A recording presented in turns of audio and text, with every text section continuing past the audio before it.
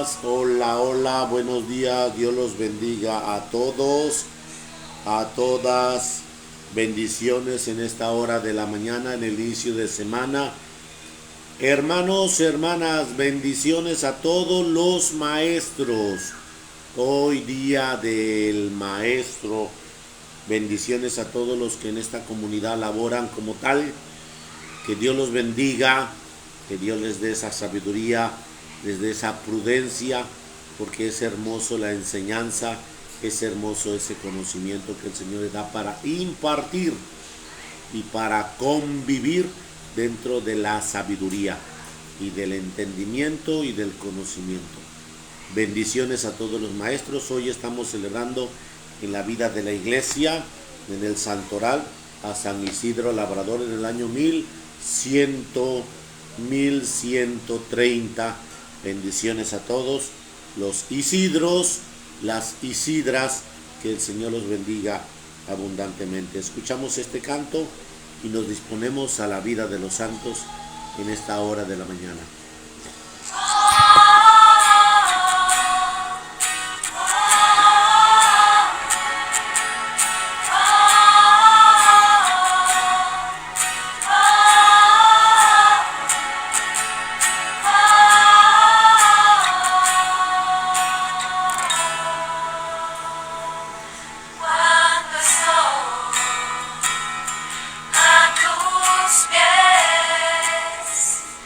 Puedo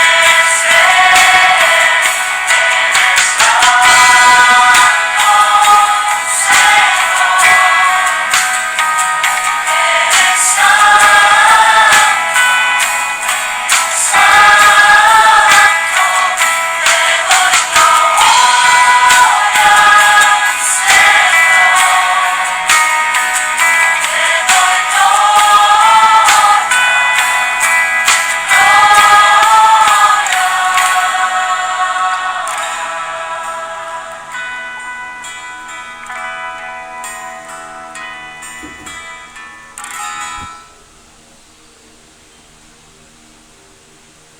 el nombre del Padre, del Hijo, del Espíritu Santo. Amén. San Isidro, labrador en el año 1130. Es el patrono de los agricultores del mundo. Le pusieron ese nombre en honor de San Isidro, un santo muy apreciado en Europa. Sus padres eran unos campesinos sumamente pobres que ni siquiera podían enviar a su hijo a la escuela. Pero en la casa le enseñaron tener temor a ofender a Dios y gran amor de caridad hacia el prójimo y un enorme aprecio por las oraciones y por la Santa Misa y la comunión. Huérfano y solo en el mundo, cuando llegó a la edad de 10 años, Isidro se empleó como peón de campo ayudando a en la agricultura a don Juan de Vargas, un dueño de una finca cerca de Madrid. Allí pasó muchos años de su existencia labrando la tierra, cultivando y cosechando. Se casó con una sencilla campesina que también llegó a ser santa y ahora se llama Santa María de Cabeza, no porque fuera su apellido, sino porque su cabeza es sacada en procesión en rogativas cuando pasan muchos meses sin llover, y una vez que la sacan en procesión, la lluvia viene a la tierra. Isidro se levantaba muy de madrugada y nunca empezaba su día de trabajar sin haber asistido antes a la Santa Misa. Varios de sus compañeros, muy envidiosos, lo acusaban ante el patrón por ausentismo y abandono del trabajo, y el señor Vargas fue a observar el campo y notó que si era cierto que Isidro llegaba una hora más tarde que los otros. Y en aquel tiempo se trabajaba de 6 de la mañana a 6 de la tarde, pero que mientras Isidro oía misa, un personaje invisible, quizás un ángel, le guiaba a los bueyes y estos araban juiciosamente como si el propio campesino lo estuviera dirigiendo. Los mahometanos se apoderaron de Madrid y de sus alrededores, y los buenos católicos tuvieron que salir huyendo. Isidro fue uno de los inmigrantes y sufrió por un buen tiempo lo que es irse a vivir donde nadie le conoce a uno y donde es muy difícil conseguir empleo y confianza de las gentes. Pero sabía que Dios ha prometido varias veces en la Biblia: yo nunca te abandonaré, y confió en Dios y fue ayudado por Dios. Lo que ganaba como jornalero Isidro lo distribuía en 3 partes: una parte para el templo, otra para los pobres y otra para su familia, él, su esposa y su hijito, y hasta que las avecillas tenían su apartado. En pleno invierno, cuando su suelo se cubría de nieve, Isidro esparcía granos de trigo en el campo para que las avecillas tuvieran con qué alimentarse. Un día lo invitaron a un gran almuerzo. Él se llevó a varios mendigos a que almorzaran también. El invitador le dijo, disgustado, que solamente le podía dar almuerzo a él y no para los otros. Isidro repartió su almuerzo entre los mendigos y alcanzó para todos y sobró. Los domingos lo distribuía así: un buen rato en el templo, rezando, asistiendo a misa y escuchando la palabra de Dios. Otro buen rato visitando enfermos, pobres, y por la tarde saliendo a pasear por los campos con su esposa y sus hijitos y su hijito. Pero un día, mientras ellos corrían por el campo, dejaron al niño junto a un profundo pozo o aljibe a sacar agua, y en un movimiento brusco del chiquitín, la canasta que se dio donde estaba, dio vuelta y cayó dentro del hoyo. Alcanzaron a ver que los dos esposos, y corrieron junto al pozo, pero este era muy profundo y no había cómo sacar al niño.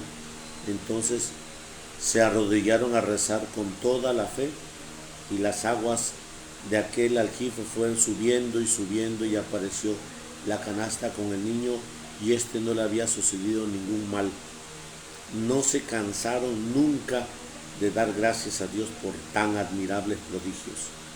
Volvió después a Madrid y se alquiló como obrero de una finca, pero los otros peones, llenos de envidia, lo acusaron ante el dueño de que trabajaba menos que los demás por dedicarse a rezar e irse al templo. El dueño le puso entonces como tarea a cada obrero cultivar una parcela de tierra, y la de Isidro produjo el doble de la de los demás, porque nuestro Señor le recompensaba su piedad y su generosidad.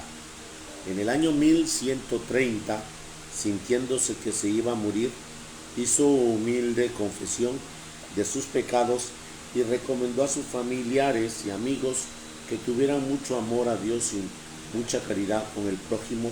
Murió santamente a los 43 años de haber sido sepultado. En el año 1163 sacaron sacaron del sepulcro su cadáver, y estaba incorrupto, estaba intacto como si lo hubieran recién enterrado. Poco después el rey Felipe III se hallaba gravísimamente enfermo, y los médicos dijeron que moriría de aquella enfermedad. Entonces sacaron los restos de San Isidro del templo a donde lo habían llevado cuando lo trasladaron del cementerio, y tan pronto como los restos salieron del templo, el rey se le fue la fiebre, y al llegar junto a él los restos del santo, se le fue por completo la enfermedad. A causa de esto, el rey intercedió con el sumo pontífice para declarar santo al humilde labrador, y y muchos milagros el Papa lo canonizó en el año 1622, junto con Santa Teresa, San Ignacio, San Francisco Javier y San Felipe Neri. San Isidro bendito, ruega por nuestros campos y nuestros agricultores. Intercede por nosotros hoy, San Isidro, en este calor, en esta temperatura, que madura la mies, para que sea regada por consiguiente la tierra necesaria con tu providencia, bendito San Isidro Labrador. Bueno, pues bendiciones a todos los que en su labor de trabajo encuentran el camino de la santidad. Escuchen, el trabajo de agricultor es fuerte, es pesado. Son hombres que se ponen bien macizos y unas manos bien firmes. Por consiguiente, Dios lo condujo con grande bendición, con la docilidad que él tenía. Bueno, pues ahora te puedo hablar del ingeniero, del arquitecto, del doctor, del maestro, que pueden encontrar ese camino de santidad también. Del sacerdote, del catequista, del ministro, del que está en intercesión, en liturgia, en la evangelización, en el coro. Son caminos de santidad, que como hoy San Isidro Labrador, él tenía ese espíritu decidido a encontrarse con Jesús glorioso y bendito. Así que, hermanos, en el Señor les exhorto a tener esa bendición y ese espíritu de gracia en su presencia. Así sea. Proclamación del Santo Evangelio según San Juan. Gloria a ti, Señor Jesús. En aquel tiempo Jesús dijo a sus discípulos: cuando venga el Espíritu, cuando venga el Paráclito, que yo les enviaré a ustedes de parte del Padre, del Espíritu de la verdad, que procede del Padre, Él dará testimonio de mí, y ustedes también darán testimonio, pues desde el principio han estado conmigo. Les he hablado de estas cosas para que su fe no tropiece. Los expulsarán de la sinagoga y hasta llegará un tiempo cuando el que les dé muerte creerán dar culto a Dios. Esto lo harán porque no nos ha conocido ni al Padre ni a mí. Les he hablado de estas cosas para que cuando llegue la hora de su cumplimiento, recuerden que ya se los había dicho, ya se los había predicho yo. Palabra del Señor. Gloria y honor a ti, Señor Jesús. Bueno, pues hoy en esta mañana el Señor nos está hablando sobre que cuando llegue el Espíritu Santo nos enamorará. El enamorado, el que está lleno de la presencia de Dios, tiene espíritu de convicción. El que está convencido nos incomoda porque siempre tiene mucha luz en sus palabras y tiene mucha acentuación de su convicción en el actuar. Por eso dice así aquí en la palabra de Dios que cuando venga el Paráclito, que yo les enviaré a ustedes de parte del Padre, que yo les enviaré el Espíritu de la verdad que procede del Padre. Él dará testimonio de mí y ustedes darán testimonio también. Entonces, cuando una persona da ese testimonio, da lo que él ha vivenciado, lo que él ha sentido, lo que él ha vivido. Como dice San Pablo, es que ya no vivo yo, es Cristo quien vive en mí, Cristo que está en mí. De tal manera que el testimonio es algo que nosotros no podemos contradecir porque es la forma de actuar de él, de ella, es la forma de actuar, no de hablar. En el hablar podemos rebatirlo, en el hablar podemos confrontarlo, podemos hasta negarlo, pero en la forma de vivir no podemos hacer nada porque es parte de la gracia fundamental de Cristo. Ser testigo, dar testimonio. Pero aquí viene una situación que nosotros podemos ver en el Evangelio de Lucas, que dice así el Señor, cuando en la presentación el anciano Simeón le dice a Jesús, divino y glorioso, le dice, este niño será puesto para resurgimiento de muchos, para contradicción de otros. Entonces, cuando tú y yo estamos enamorados, el enamoramiento nos lleva a tener espíritu de convicción, de hacer las cosas que le gustan a nuestro amor, que le gusta a quien amamos. Y no hacemos nada contrario, no hacemos nada que desmerezca a ese amor. Por eso mismo se llama temor de Dios. El temor de Dios es que yo te amo, Señor, y con mi amor no quiero ofenderte.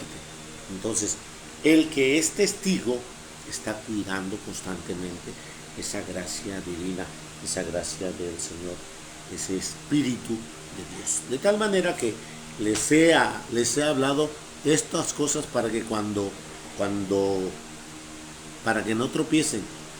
Los expulsarán de la sinagoga porque en la sinagoga dan un gran realce de darte presentación, de darte fuerza. Los expulsarán, y un judío expulsado es un judío como fuera de la sociedad, como aislado, porque los judíos tienen una comunidad hermética, cerrada. Y eso es lo que nos pasa a muchos grupos cuando ya no crecen. El grupo que ya no crece son 5 personas y ya son las 5. Si entra una sexta, está difícil que se embone porque ya se cerró, porque ya no quiso crecer. Estos 5 que llevan 3 años, estos 5 se han mimetizado a sí mismos de tal manera que no se exige más porque no crecen. Viene otra que quiere crecer, que les gusta ver cómo se une, que les gusta ver cómo actúan, cómo sirven, pero que no tienen crecimiento. Viene esta que quiere crecer, que quiere desenvolverse y ya no combina. Oigan, vamos a comprar camisas para uniformamos. No. Vamos a hacer esta obra para el pobre. No. Vamos a hacer esta situación de la pastoral para ir a misionar en Semana Santa. No. Vamos a hacer esta situación de venir a hacer ayuno. No. Entonces hay una situación muy difícil porque se hizo un grupo judío cerrado. El que los expulsan de las sinagogas es un acto muy, muy fuerte. Y hasta llegará un tiempo en cuando les den muerte, querrán dar culto a Dios. Ahora bien, esto se llama prevención, que tenemos que tener seguridad de que Dios nunca nos va a fallar. Como dijo San Isidro Labrador, que lo desterraron, dice, es que Dios nunca me faltará. Y Dios cumple su palabra y Dios nunca le faltó a ese hombre fuera de su país. Ya cuando regresó, el Señor le volvió a dar esa profundidad, esa gracia divina. Así que hoy te pido en el nombre de Jesús a que mires este espíritu de su presencia y que te des cuenta que aquel que tiene el paráclito, que tiene el Espíritu de Dios, crece y crece, y cada acción que ve al Espíritu Santo que está haciendo movimiento y movimiento. Por eso mismo es importante mirarnos en esos movimientos y no quedarnos establecidos y nos quedamos enanos. Es que ya tenemos años aquí como grupo, pero somos los mismos y somos los mismos y seguimos siendo los mismos. Y entonces el grupo que está en una parroquia y que realmente vino para obedecer a Jesús, crece, se desborda. Vino para obedecer a Jesús. Pero el grupo que vino para obedecerse a sí mismo está permanente ahí, pero ya está aislado del Espíritu de Dios, porque ya no crece ni se desenvuelve y le cuesta y le costará obedecer a Dios en el parámetro pastoral, de crecimiento, de enseñanza y de actividades de obras de caridad. Oigan, vamos a tener una actividad que se llama Obra de la Caridad. No se mueve. Oigan, vamos a tener la evangelización un viernes de cada mes. No se mueve. Oigan, vamos a tener el Via Crucis o el Rosario de Pentecostés cada sábado y no se mueve. Y bueno, pues ¿qué puedo decirte? Es real. Pero pues si ya Jesús me lo dijo, que va a haber gente que no va a actuar, pues ya tengo que seguir yo adelante para seguir esa bendición. Que Dios te guarde, te colme de gracia, de su presencia y que llene de su amor, en nombre del Padre, del Hijo, del Espíritu Santo. Amén. Feliz inicio de semana, felices bochornos, felices calores. Cuídense, hidrátense y procuren bien su alimentación y su hidratación. Bendiciones. Nos veo al rato en la celebración.